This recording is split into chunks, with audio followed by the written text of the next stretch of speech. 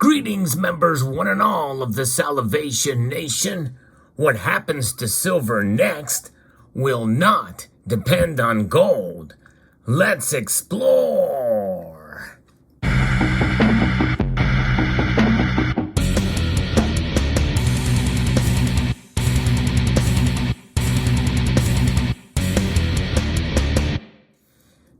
Most of us in this community, in fact, most who have been paying attention to precious metals for the last 20, 30, even more years, when we think of silver, well, we can't help but think of gold as well. And typically, they do cross-correlate with each other. In other words, silver tends to follow gold one way or the other. It is often clear and understood that when gold rises, silver tends to rise even more. In fact, it outperforms gold time and time again. And on the contrary, whenever gold goes down, typically we see silver drop even more than gold. That's kind of understood. We've seen that demonstrated time and time again as well. But what's happening now? There's something different that's been occurring really over the past couple of years. It's an emergence of a different kind of view on silver by the marketplace. And we're going to talk a little bit about that in this video, because what happens to silver's price will not be determined necessarily by what happens to gold and its price movement. I did a video touching on this subject not too long ago, but I think really now, more than ever, we can come to realize that the data bear this out to be the case as to what metal we should really be focusing on to determine what's going to happen to silver. And again, this is not financial advice, and it does not mean that it will stay this way. But because of what we have been seeing as far as a trend line over the past couple of years, and kind of the lopsidedness of the market, this is where we are headed.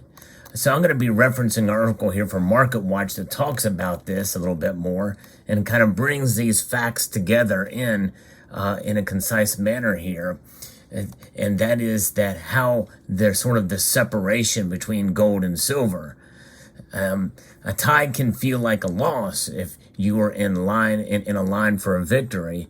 Conversely, the draw can be celebrated if you are facing defeat. And that's kind of how we look at the precious metals markets in terms of gold and silver. You know, people think, well, hey, you stack one or the other, or stack a little bit of both. Diversity is the key. But after a number of sessions, when the early gains evaporated, traders will be relieved. When we saw this initial sharp decline canceled, and the S&P 500 end modeling in a positive territory, we saw this, and gold and silver kind of rallied a bit. But that rally, essentially, we saw a little bit of an example of silver kind of outperforming gold a little bit in the latest little bit of rally, which I really think is kind of a dead cat bounce for reasons which I'll talk about here momentarily. But silver bugs, they've had a tough time, and we've seen it drop below $18 an ounce for the first time since June of 2020. We remember what happened in March of that year when silver went below $12 an ounce. It got pummeled. It didn't take long, for a few months, for it to double its price. But we have seen here recently silver as high as $27, very close to that back in March of this year. But nonetheless, the iShares Silver Trust, SLV, has lost 23% for the year, and we saw the Silver Miners ETF has shed 38% this year. So what should investors do now if they are considering making a bet on this volatile sector? And essentially, we should not be paying attention necessarily to gold in order to make decisions based off of silver. That is really kind of where we are at. We should be paying attention to copper. That's this metal right here. Copper is the key, not gold. And because of obvious reasons, the industrial sector here is where we are looking at for silver. Silver's being seen more and more as an industrial metal, and that's been a trend that's been happening more and more. Now, its uses in terms of the amount of silver being used for the industrial sector compared to even before we've seen this trend line, has not changed all that much. It's how it's viewed in the marketplace. And unlike gold, silver does have extensive industrial uses, with up to 50% of the supply used in areas like electronics and solar products. And I would say it's a little bit more than that. Fear of a global economic slowdown is thus hurting silver, in addition to pressure from higher borrowing costs and a surging dollar that traditionally batter both gold and silver. But silver takes the brunt of the hit. And here's some more numbers I think that'll really put this thing in perspective of how these metals have declined this year. Gold is off 6% this year. 6% of gold is down this year. But silver has declined 23%. And that is very similar to copper's decline, which is about 21%. And that is widely accepted as the industrial metal benchmark. Copper is a base metal. It is common, whereas silver is a precious metal, not nearly as common, but it has the most wide, diverse use case than any other metal out there. Silver's use in the industrial sector is more widely dispersed, but there's a lot more copper being utilized because it has a lot of properties that silver has. Just it's not as good. So anytime they can use copper and it's possible without sacrificing too much performance, they're going to do it. But silver has lost 21%, and copper has lost 21%, whereas silver has lost 23%. And gold has outperformed silver and copper.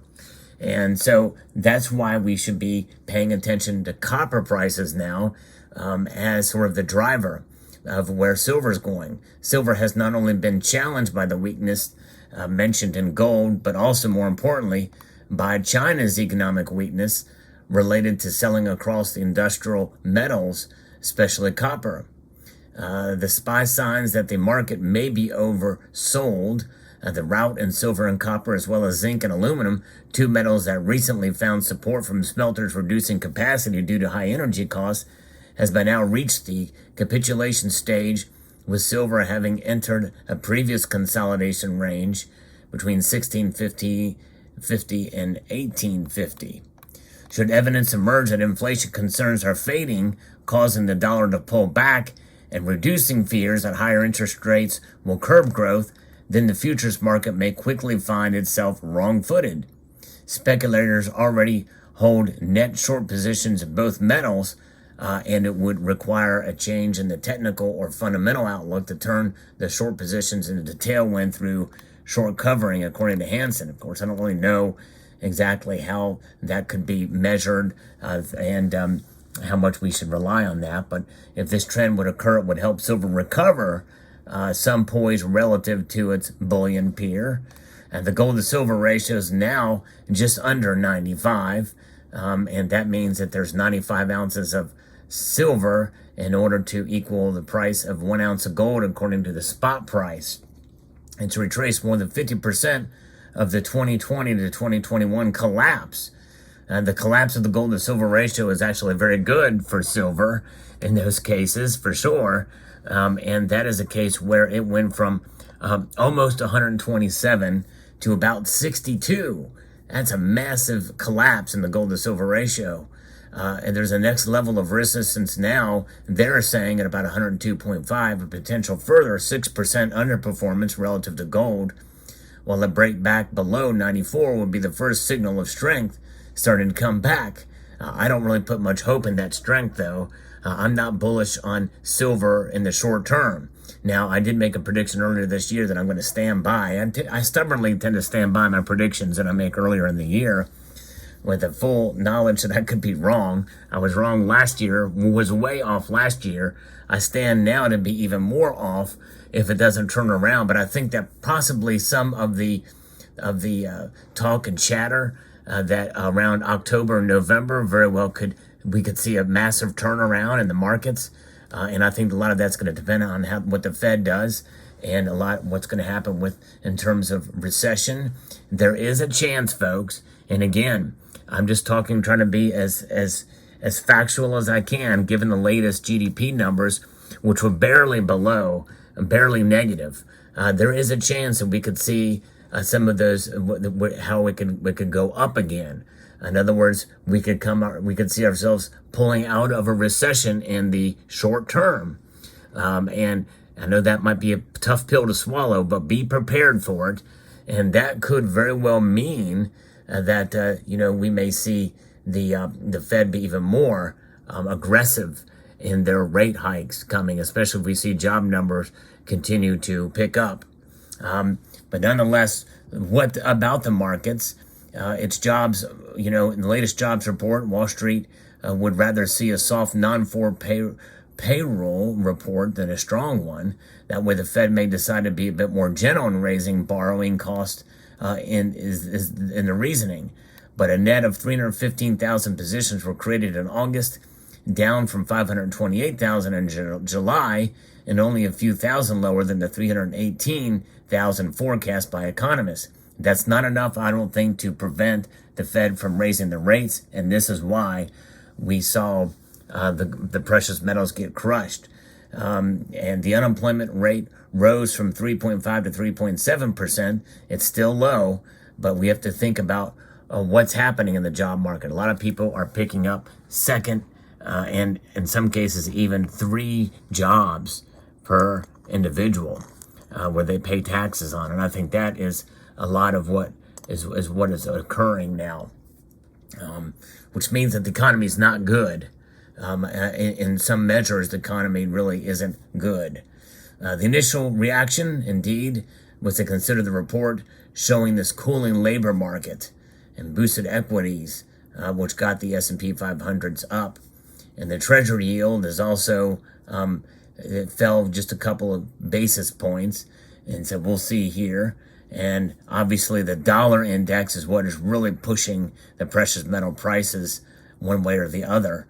And that is really, when it's a strong dollar, that typically is what leaves the precious metals to fall a bit here. So we'll see how this plays out.